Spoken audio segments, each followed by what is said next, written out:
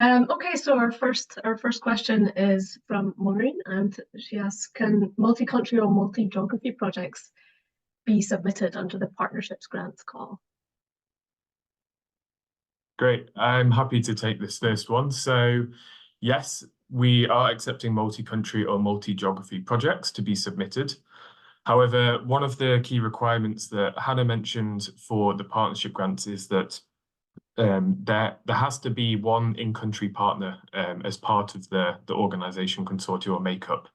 So what we would expect if this is a multi-country project is that you would have to have at least one local partner in each country that is part of the project. So yeah, if you've got two different countries that your project is working in, we would expect you to have one local partner in both of those countries. And that has to be an organisation that's registered in the country that the project is operated in. And we have a related question from Maria around partnership grants. What is the expected co-funding requirement for partnership grants? And is there one? I can take this as well. So there isn't a requirement for co-funding.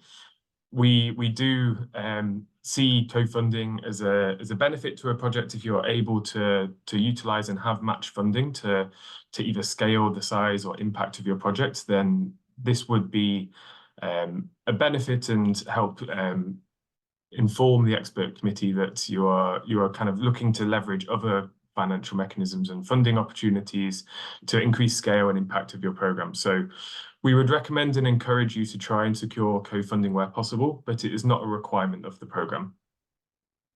I think you should also just be aware that we are, Ocean is a similar grants program to other DEFRA programs, but you can only submit your application to one DEFRA program. So we can't utilize the same activities and match funding for a project across multiple DEFRA programs, such as the Biodiversity Challenge Funds. If you are submitting a similar concept or a project in the same area, you need to be able to demonstrate that the activities to each fund are distinct and separate, and they could be complementary, but they cannot be for the same project. Thanks, Billy. And we have a question from Matthew asking if fisheries in inland waters would be eligible, for example, in Lake Victoria. And I've seen this question crop up a few times about inland waters. Yeah, I can take that. Yeah, at the moment for Ocean, and I'm sorry about my voice, at the moment for Ocean, it's very much kind of like focused on coastal communities. So we wouldn't be looking to kind of like target inland waters.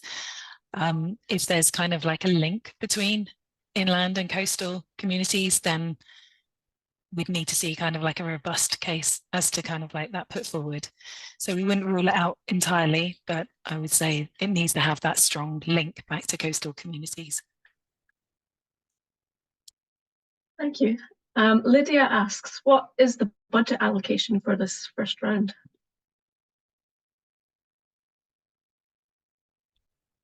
Another great question. I'm really sorry. It will be pretty flexible, but I think we're looking at the moment at around kind of like between 10 and 12 million for this first round. Then moving on to Hugo's question. For partnership grants, it says that the period is 1 year until 2029. Does this mean that the project can only last for 1 year, or it can have a duration between 1 and 5 years? I can jump in and take this one to save Vicky's voice. So the minimum duration is 1 year and the maximum duration is for the length of the programme. So currently expected until the 31st of March 2029. So anywhere between that period of time. And we want to see a real lasting change and impact. So encourage longer projects if that's something that someone is looking at. And so Jerome is asking about the link between COAST, the local level grant scheme, and this Ocean grant scheme. So for those who are not aware of COAST, COAST is another of the programs under the Blue Planet Fund. Yeah, so yeah, great question. It is under the Blue Planet Fund. COAST is a lot more kind of like targeted in its approach, whereas Ocean is coming at it from a very open format where it is kind of like openly competitive across all ODA eligible countries. So it's coming at it from a different approach to Coast, whereas Coast has got its own kind of like themed direction and has competitive elements, but again, it's very targeted, whereas Ocean is very open at the moment. Really sorry. Sorry. And we've got another question around the description of partnership grants. Sorry, it's just flipped off my screen. So I'll go on to so a question about the description of the partnership grant guidelines is implying that this should be focused on one country. Do you anticipate funding projects that bridge multiple countries for the partnership grants? Yeah, I think as just mentioned before, we will be accepting applications for projects that bridge multiple countries or are working in multiple countries, as long as those countries are all eligible for on the eligible countries list, and under the partnership grants that there is an in-country partner within each of the countries that are presented for project activities.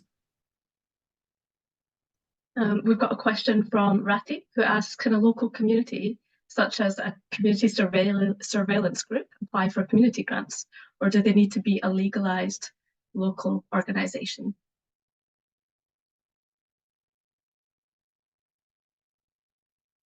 So I think in terms of being a legalised local organisation, for grants under £100,000, we would accept organisations. We are requesting from all organisations a registration certificate to confirm their status as a non-profit organisation.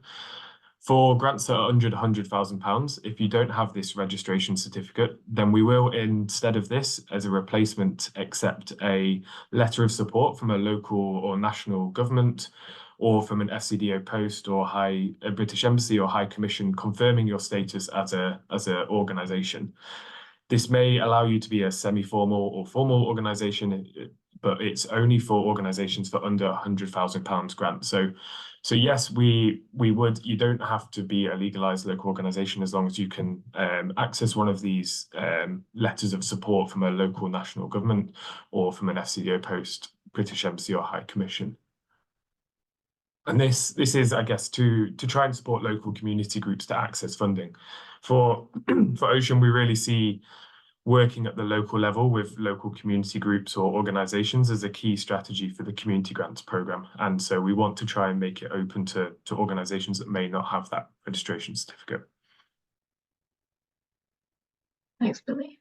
We've got a question from Clive asking, will the Ocean Fund be a yearly application process like Darwin funding? Maybe I can take this one. Yes, and we'll have rounds starting in October. So this round starting in February is a little bit of an exception, but round 2 is due to start in October 2024, and so round 3 October 2025, and so on. Okay, so moving on to the next question from Ramat. So for our lead organisation and partnership grants, can we partner with other organisations in the same country or a different country to fulfil the minimum £1 million annual income requirement? So he gives the example that my organisation's annual income is still less than 1 million, but we'd like to apply for a partnership grant. So I think for this one, the requirement is that the lead organisation has an annual income of £1 million minimum.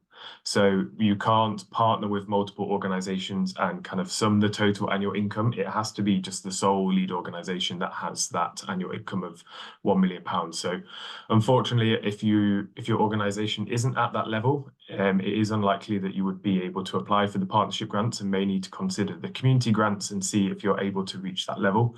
But we can't accept kind of the total sum of all partners' annual income to meet that requirement. It has to just be the lead organisation that has that level. Thanks. And the next question is from Lydia. So if the grants are awarded in late September, what is the latest start date for implementation following a successful award? happy to take this one. So we encourage the start date of your project to be the 1st of October 2024. Thanks. And just to add, I think in terms of the latest date, we, as Valentin said, encouraging it to start as early as possible. Please do present a different start date if you feel that this isn't feasible for your organisation to start on this date, but we are trying to get projects to start up as early as possible in October as possible. The latest start date would be within the financial year, but we can confirm this in a follow-up, I think. So that would be before 30th of March 2025.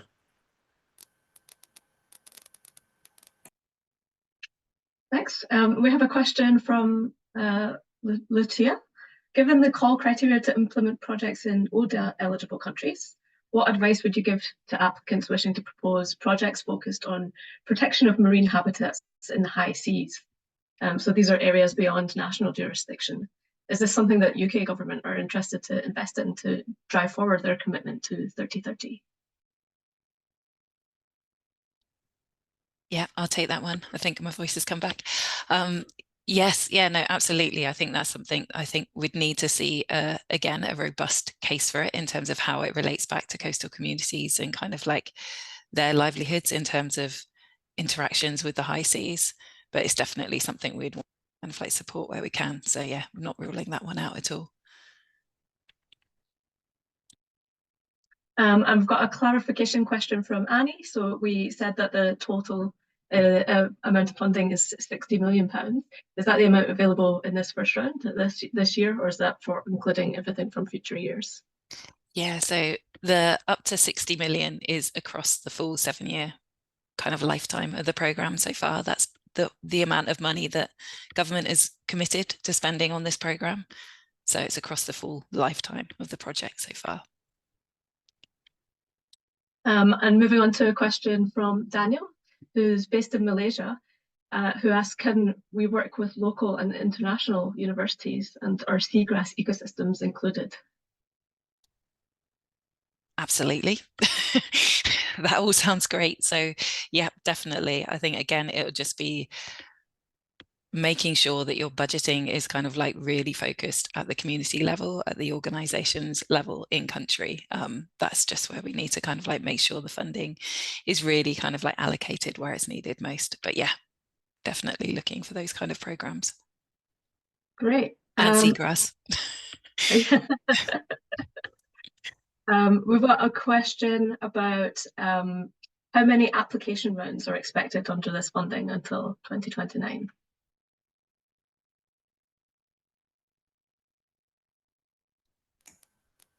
So yeah, Valentina. I think this is the first one. Then, as I said, we'll have a second round in October 2024, a third one in October 2025, and so on. I think the last round will be October 2027, because the program is finishing in March, 31st of March 2029. So I don't think we will have the October 2028 round.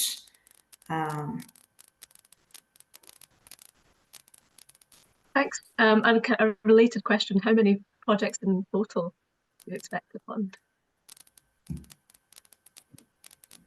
That's a tricky question. As many as possible with the amount of funding that we've got available to us. So yeah, I guess it very much depends on what we see coming in and how we need to prioritize them going forward. But obviously just wanting to be as open as we can on this.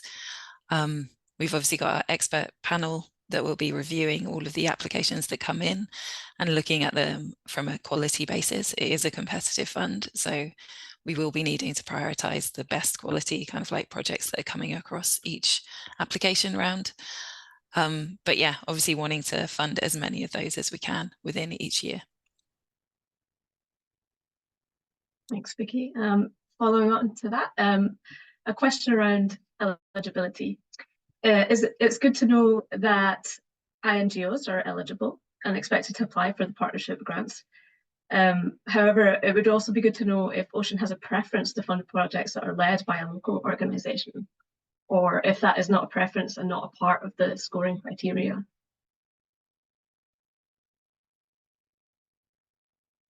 I think I can take this one. So in terms of community grants, this is restricted for local national organisations only. So international organisations, INGOs, aren't eligible to apply for that. And so the focus there is really on prioritising organisations led by local organisations.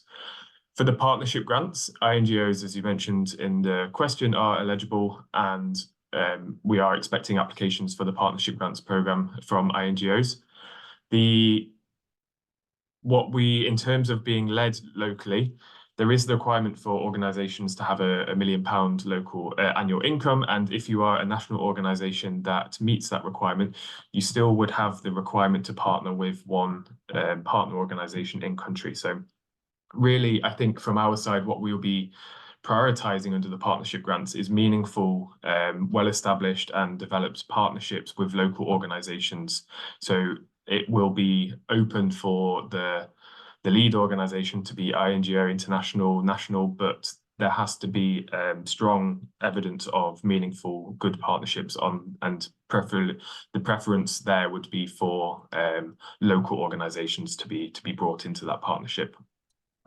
Yeah, definitely. We're looking at real scalability on the partnership grants. So that's like key for us. So wanting to see that kind of the bigger NGO kind of like organizations, if you like, really being an umbrella kind of like catalyst to building that capacity at the kind of like multi-organization level.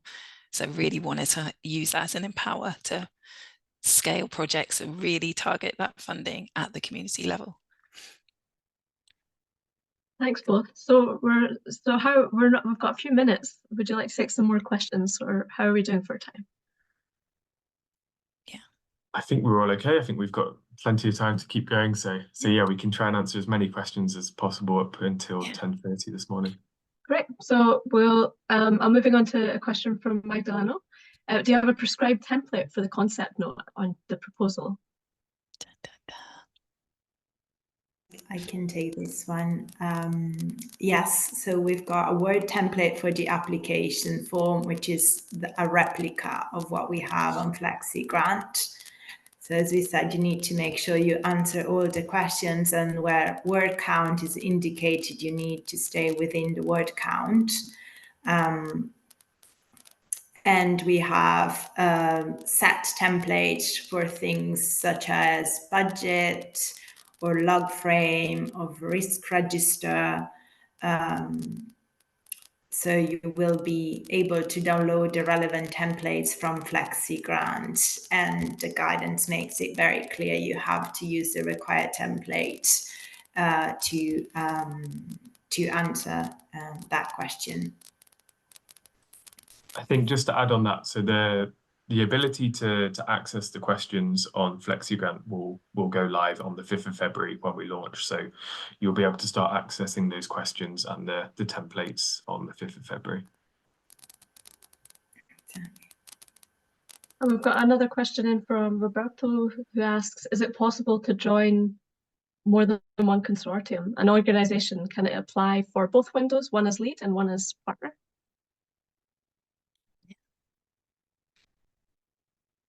Am I taking that? Yeah. As a short answer, yes, absolutely. Inevitably, again, it'll be kind of like based, or we'll be looking at kind of like where those funds are being allocated across different partners and between different projects. So just to ensure that we're kind of like making sure the funding is not just getting kind of like taken into one key area. We want to make sure that we've got that adequately kind of like spread, if that makes sense. Thanks. Annie asks, so clearly action targeting specific countries and fisheries is eligible. How about action along trade chains to identify and address illegal and unsustainable trade in marine products? Definitely. That sounds like a great program. Yes, please.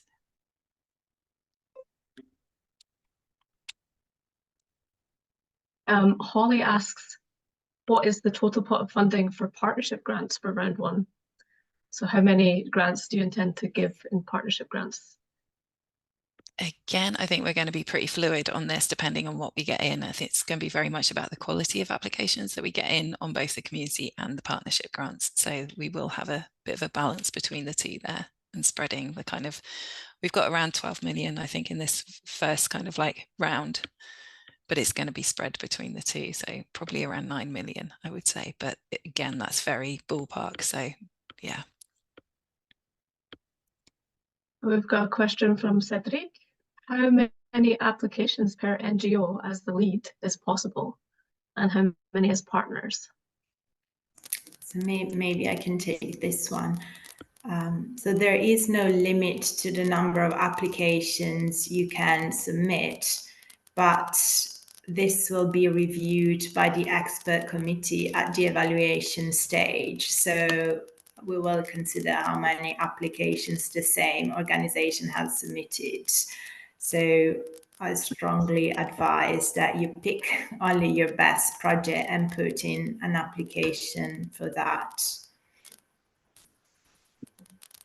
I think just to add, so on each application, it is only one lead organization. So there can only be one lead organization, and this is the organization that will be responsible for the reporting, for accepting the terms and conditions and signing the grant agreement for the grant. But you can have as many partners on the project as possible, as long as that they are, that you feel that they you need to be able to demonstrate that you are meaningfully engaging with them. We're not just adding partners to add a list of names. We want partners to really be involved in not only kind of implementation of activities, but it'd be great if they're involved in the design, the concept, the activities, as well as the reporting processes. So really want to encourage good quality partnerships, and feel free to kind of create as many partnerships as possible. Harman asked, is there any guideline on the budget split between human resourcing costs, project costs, and indirect costs? Yes, so we will have a finance guidance document that will be available on the website and FlexiGrant once the call goes live, and this will have clear guidelines around how to complete your budget and the proportion of funding that's allowed across different lines that you've just mentioned. We've slightly covered this already, but I'll just ask the question anyway. So it's just Chris is asking about partnership grants. Can the lead NGO be based internationally, for example, in the UK?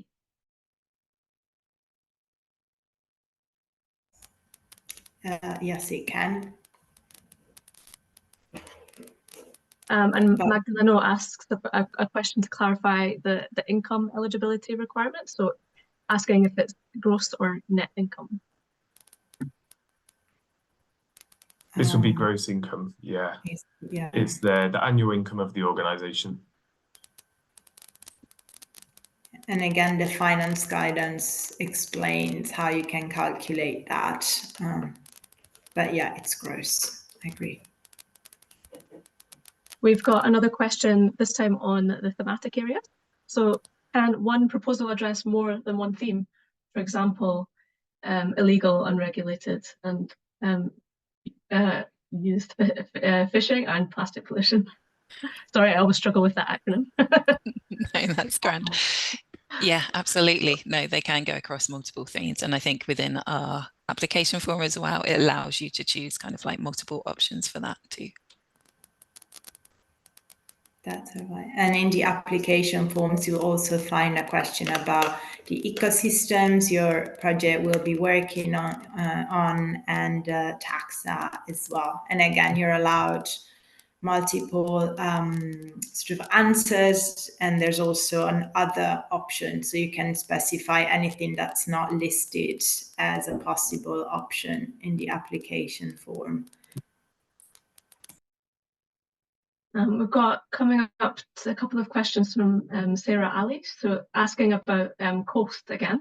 So we've got COAST has got priority countries planned, and it's planned for Mozambique, Indonesia, Philippines, Vietnam, Bangladesh, and Nigeria as the priority countries. Will this affect the oceans allocation? Will those countries be deprioritized for oceans since they're already targeted under COAST? Yeah, no, good question, but no, absolutely not. We're very much separate to Coast, even though we're underneath the same kind of like Blue Planet Fund umbrella. We're very much opening this competitive fund to all ODA eligible countries. So there's no kind of bias there in terms of what Coast is doing compared to what we are. And another question is whether it's possible to provide a readout PDF of these questions and answers to the participants after the webinar. And yes, we will certainly do that. So I'll answer that one.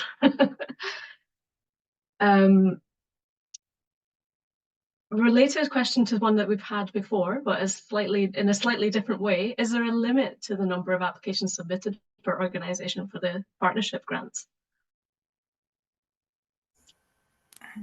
No, there is no official limit, but as I said, this will be reviewed by the panel of our experts, our expert committee. So make sure you apply only for your best projects. Yeah, and a related question from Rama is whether it's possible to be a partner organisation for a partnership grant, even if you're applying for a community grant. I think so, yes, as long as the consortium as a whole in your partnership grant application fulfill all requirements, yes, it's possible. And as a community grant lead, again, you will need to fulfill all requirements, but there's no impediment to be partner on partnerships and lead on community.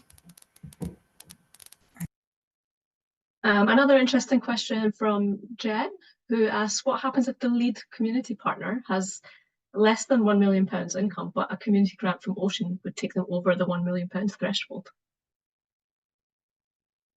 It's a good question. So for this, when you are submitting your application, your annual income will be assessed as the average of the past 2 years for community grants or the past 3 years for partnership grants. So at the time of submitting your application, we would expect your annual income to be under £1 million in this scenario, and therefore acceptable to the community grants. If that does take you over £1 million, then when your project under community grants finishes, then we would be open to you submitting an application to the partnership grants, seeing as that you now meet this requirement. And I think from our perspective, we see this as a potential way to support organisations to reach that partnership grants level. If you are on the border and this can promote you to a higher level, then we'd be really interested in receiving that follow-on application to the partnership grants pathway, so that it can kind of help people grow from leading on a community grants application to be able to work in partnership with other organisations to lead on a partnership grant. Thanks, Billy. We have a question about whether the funds can be applied to development research.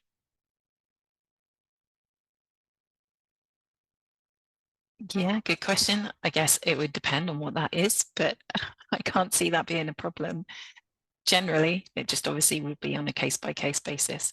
And again, just reflecting where that money's going and kind of like the case that you're putting forward in terms of it building capacity within local communities. So yeah, and protecting the marine environment. So again, very much depends on kind of like how you're utilising that, but I can't see that being a problem if it is under the guise of what we're actually trying to achieve for Ocean.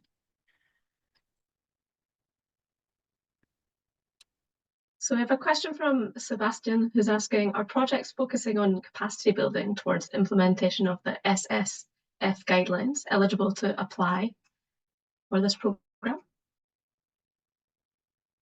I'm not familiar with SSF guidelines, but maybe someone on the panel knows what that is. I don't know if anyone's going to come in on that, but no, if not, it's me. We can maybe, oh, sorry. Yeah, no, that's all right. We can take that one away. I think, again, it'll be on a case-by-case basis. I need to kind of like have a bit more of an understanding of what those guidelines are. But again, Imam just lets us know in the chat that it's small scale fishery is what SS. Oh, okay. Acronym-tastic. Yes, then. Yes. Blinded by acronyms this morning, sorry. Roman asks, will you provide application templates? Yes. yes, you'll have a Word version of the application form and templates for the required templates, budgets, for example, or log frames, or work plans. The only sort of attachment that does not require a mandatory template is a theory of change that partnership grants will need to upload on FlexiGrant. But for everything else, whenever we ask for a template to be attached, we have developed a template, and you'll be able to download it from a website and from FlexiGrant. Right, thanks, Valentina. We've got a question from Lucia asking, can local organisations partner with international organisations under the community grants scheme? Yes, they can. It's not mandatory to have a partner for community grants, but it is encouraged. So yes, you can partner with an international organization. I think just to add on this one, we would be encouraging you to partner with local organisations under community grants where possible, seeing as the overall objective in Ethos as Ocean is to try and work at the local context and with local organisations. So please do keep that in mind when submitting your applications and considering partners. Although international organisations are eligible as a partner, we are trying to channel our support down into local contexts. And this will be assessed and evaluated by the expert committee as part of the assessment process. We've got a question from Carmen asking, if you've applied for Darwin previously but weren't funded, are you able to apply for the same project with Ocean?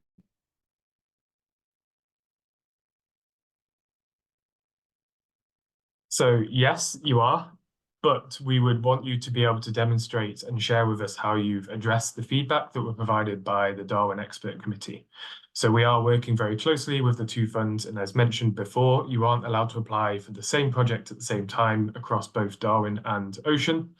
However, if your project has been was not successful with Darwin and you've received feedback and you've been able to take that feedback away and develop your concept and develop your project, then that is acceptable to Ocean, but we would need you to clearly state how you've addressed the feedback from Darwin Expert Committee and how you've made improvements to your project and why you think it's suitable for Ocean funding. We've got a couple of eligibility questions now. So one from Baird who asks whether Southern African countries are eligible, because we only mentioned in the presentation East and West Africa. And Jean-François who's asking if Madagascar is an eligible country.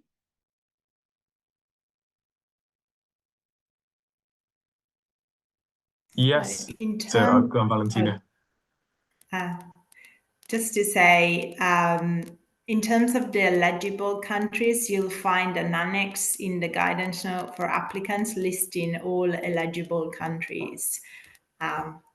So one of the first few things to do is check the annex of the eligible countries.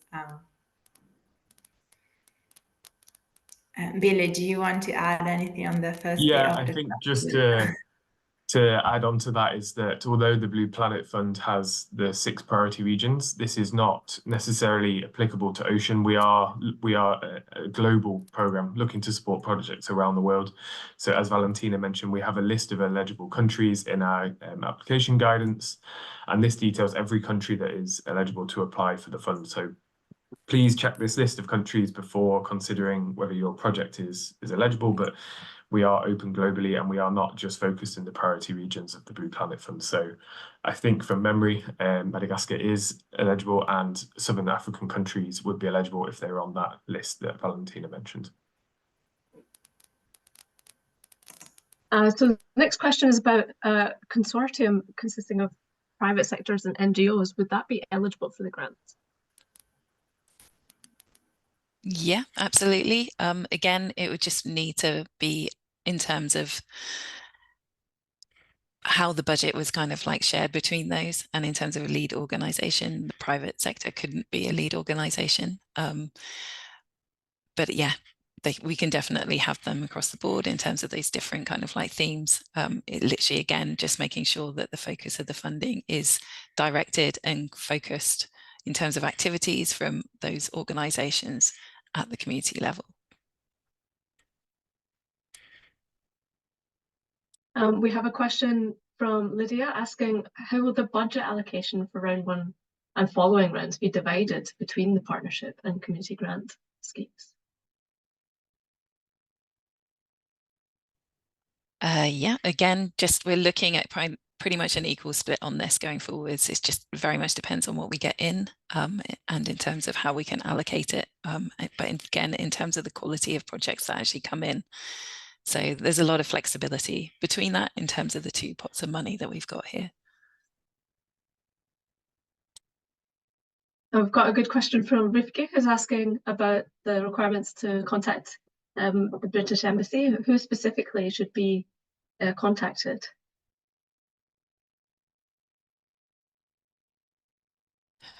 I can come in on this. Yeah, very much depends on your region. We're really wanting to kind of like open access, because appreciate it's going to be different kind of like in each locality, whether that be your kind of like local FCDO post or whether you're kind of like more linked up with your higher commission or your local governments. Really doesn't matter kind of like who your network is within that concept. Is going to be different within each region, but we just want to make sure that you're opening up your networks and actually making sure that the local government or FCDO in your region is aware. So again, we can help support that as well. So if you have difficulties with that, then please do reach out to us with our help desk, and we can make sure that we put you in touch with the right people. We have onto our next question from Lorna in Tanzania. Can you indicate us an accepted level of overheads in a project budget? I think this is indicated in the finance guidance as well, how much overheads you can have and to list in your budget. And just as general information, we have 2 different types of budget templates available. One for projects seeking funding for up to £100,000, and one for projects from £100,000 to 3 million. So the budget template for those applying up to £100,000 is easier. It's a simplified version, but it does come with guidance as the other template, plus you have the finance guidance. So please make sure you read it before you start filling in the templates.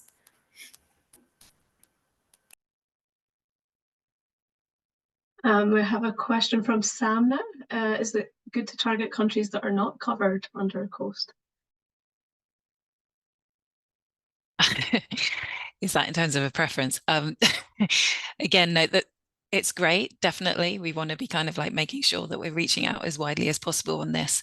There won't be kind of like that bias, if you like, in terms of this. We're really trying to keep it as open as possible, but definitely welcome areas which kind of like haven't had funding before and haven't had the focus from Blue Planet Fund or under the COAST programme. And our next question is, if the programme is going to run until 2029, does that mean that for following grants rounds, the possible project timeframe will shorten each year? So by 2027, projects would only be able to run for a maximum of 2 years. Yeah, currently, in terms of where we've got our funding allocation from government at the moment, we've got this allocation for the 7 years. Whether as we go through for future spending reviews, that then opens up and allows us to extend this programme is very much not in our hands at the moment. We're hoping that that can be the case, but at the moment we've got the qualification of 7 years that we've actually been able to, get secured. So that's all we can kind of like confirm at the moment. So yeah, you're absolutely right. It will kind of like decrease in its current format, hoping that won't be the case as we move forward, but as we currently stand, that is where we're at. Another one from Lauren asking is if the amount available every year will be the same, just to know if there's that they're not going to be disadvantaged if they don't apply in the first round. No, definitely not going to be disadvantaged. We've secured, like say, a substantial amount of money here for this program to be running at the same level year on year.